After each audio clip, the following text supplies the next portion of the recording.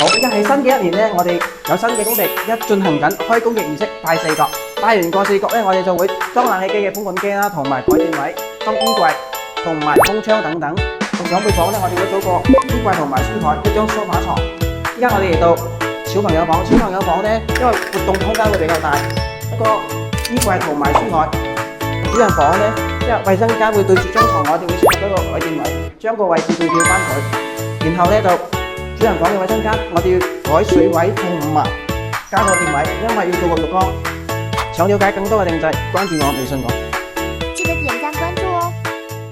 好，而家係新嘅一年咧，我哋有新嘅工地一進行緊開工嘅儀式，拜四角。拜完個四角咧，我哋就會裝冷氣機嘅風管機啦，同埋台墊位、裝衣櫃同埋風窗等等。長輩房咧，我哋會做個衣櫃同埋書台，一張梳化床。而家我哋嚟到小朋友房，小朋友房咧，因為活動空間會比較大，一個衣櫃同埋書台。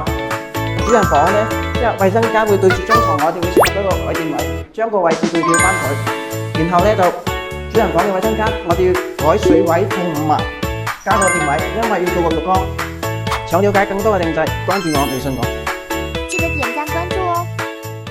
好，而家係新嘅一年咧，我哋有新嘅工地一進行緊開工嘅儀式，拜四角。拜完個四角咧，我哋就會裝冷氣機嘅風管機啦，同埋台墊位、裝衣櫃同埋風窗等等。長輩房咧，我哋會做個衣櫃同埋書台，一張梳化床。而家我哋嚟到小朋友房，小朋友房咧，因為活動空間會比較大，一個衣櫃同埋書台。主人房咧，因為衛生間會對住張床，我哋會設一個台墊位，將個位置對調翻佢。